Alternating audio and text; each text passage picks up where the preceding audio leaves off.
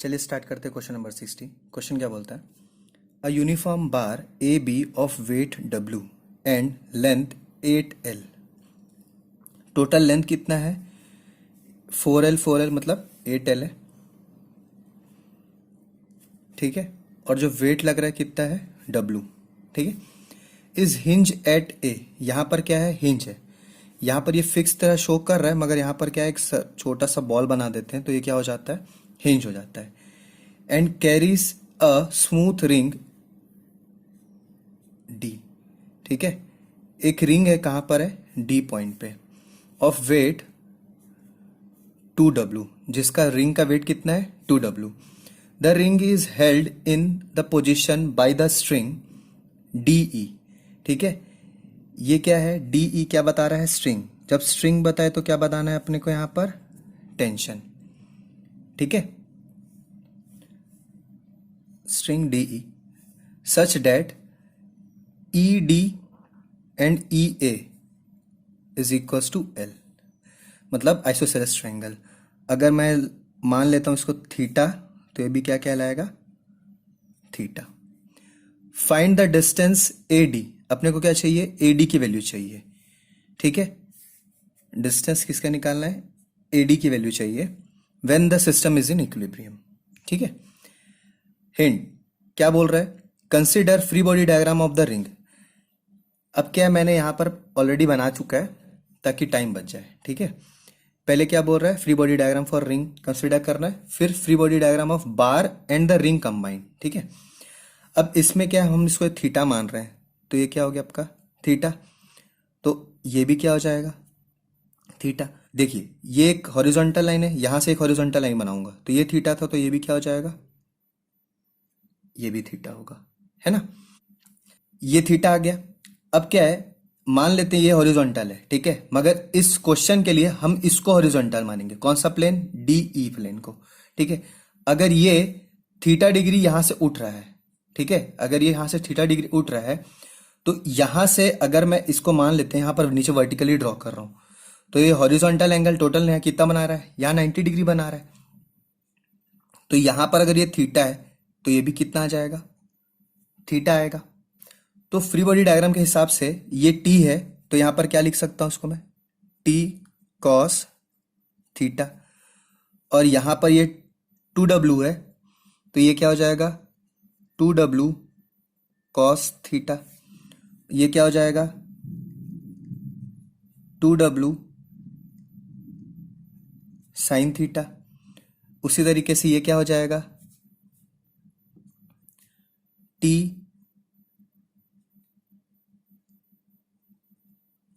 Sine theta, ठीक है। अगर मैं AD प्लेन, इस प्लेन को मैं एक्स एक्सिस मानूंगा, ठीक है, तो क्या कंसिडर करूंगा? Sigma FX।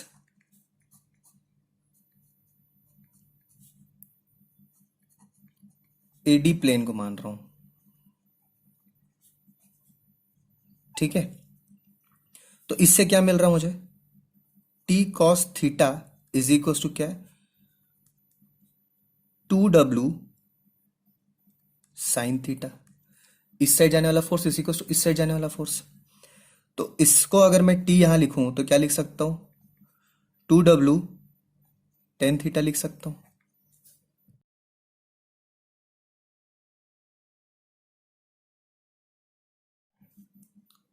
तो मुझे ये एक रिलेशन मिल गया, इक्वेशन 1, है ना।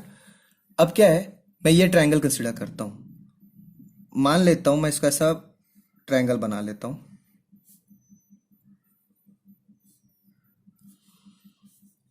ये क्या पॉइंट हो गया? E। ये क्या हो गया? A। ये क्या हो गया? D। ये क्या था? L। ये क्या था? L। ये है थीटा और ये क्या है? थीटा, ठीक है। तो अगर मेरे को इसका डिस्टेंस चाहिए A से D, तो यहां से यहां तक का डिस्टेंस और यहां से यहां तक का डिस्टेंस, अगर मान लो मैं ये छोटा ट्रायंगल कंसिडर करता हूं, तो ये L थीटा है, तो क्या होगा? L cos theta. उसी तरीके से ये भी क्या होगा? L कॉस थीटा हो जाएगा, ठीक है।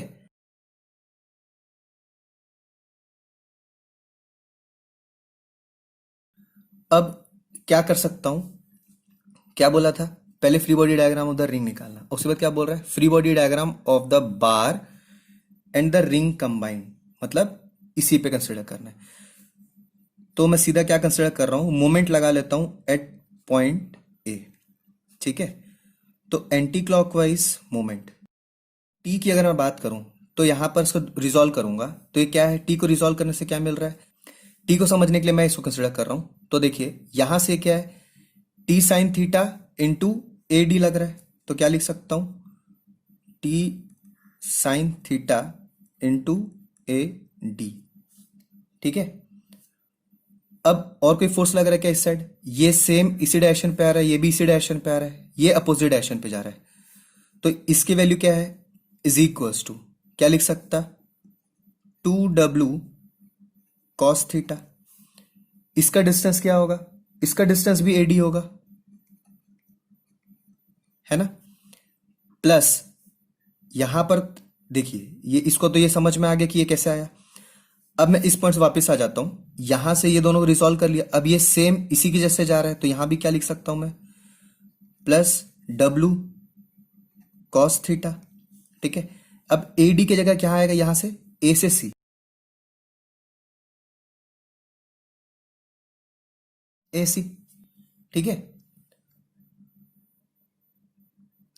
अब क्या करना है मुझे, एडी की वैल्यू, तो टोटल एडी की वैल्यू मैं क्या लिख सकता हूं यहां पर, टी साइन थीटा, एडी की वैल्यू यहां पर क्या लिख दूंगा मैं, 2L cos theta is equals to 2W cos theta into 2L cos theta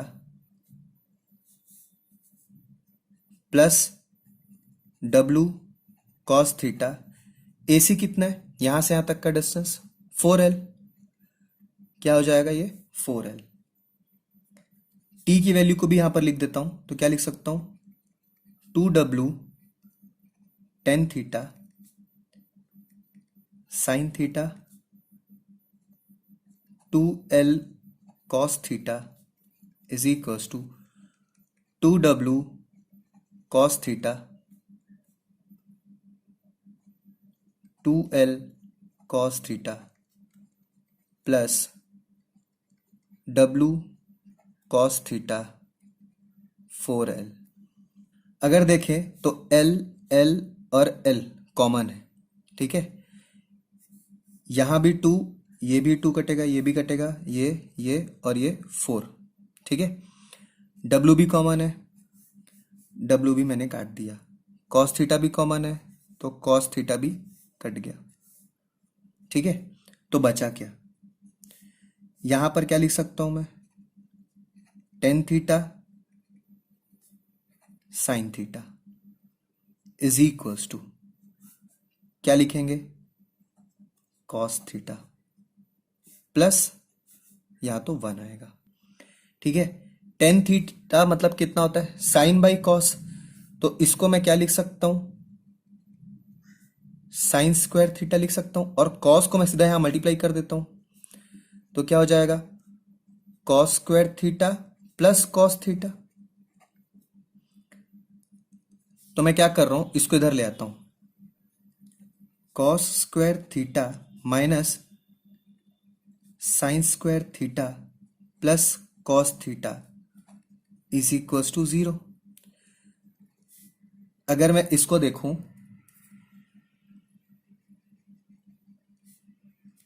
तो इसको क्या लिख सकते हैं, कॉस 2 थीटा लिख सकते हैं plus cos theta is equals to 0। इससे क्या मिल रहा कि भाई cos 2 theta is equals to minus cos theta. Minus cos theta को क्या लिख सकते हैं हम, कॉस 180 माइनस थीटा, ठीक है। तो इससे क्या मिला, 2 theta is equals to 180 minus theta, तो ये यहां चले जाएगा, तो क्या लिख देंगे, 3 theta is equals to 180 degree. That means theta कितना आया, थीटा है आपका 60 डिग्री,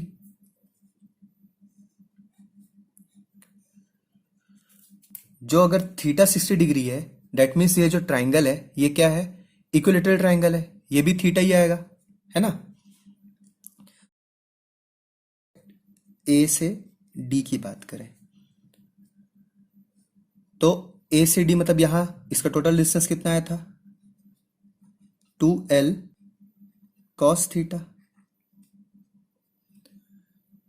कॉस 60 कितना होता है, 1/2, तो 2l into 1/2 is equal to कितना है, l।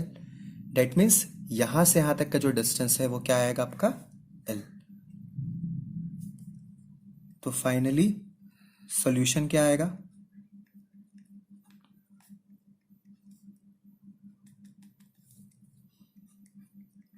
AD is equals to L।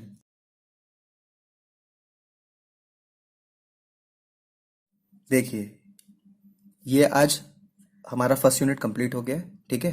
कल से हम सेकंड यूनिट स्टार्ट करेंगे। अगर आपको कोई भी प्रॉब्लम होगा तो आप मेरे को मैसेज कर सकते हैं, ठीक है, मैं आप उसका रिप्लाई ज़रूर दूंगा। बाकी आप ये मत सोचिएगा कि एक यूनिट में 60 क्वेश्चन कौन सॉल्व करता है करके। देखिए मैं खुद भी बहुत ज़्यादा ही क्वेश्चन सॉल्व करता हूँ अपने पढ़ने के लिए, तो मैं आपको भी वही सजेशन दूंगा कि जितना प्रैक्टिस करेंगे उतना आपके लिए अच्छा होगा। कई क्वेश्चन क्या होता है, इजी होने के बावजूद भी कई लोगों से बनता नहीं है, ठीक है। तो मैं उन लोगों के लिए भी बना रहा हूँ क्वेश्चन, इसलिए मैंने हर एक क्वेश्चन सॉल्व कर दिया। मगर फर्स्ट यूनिट ही सबसे हार्ड होता है, इसलिए मैंने 60 क्वेश्चन बनाया, बाकी यूनिट के क्वेश्चंस कम होंगे, ठीक है। अगर आपको कोई सजेशन देना है तो आप बता सकते हैं, ठीक है। तो कल से हम नया यूनिट स्टार्ट करेंगे। Thank you.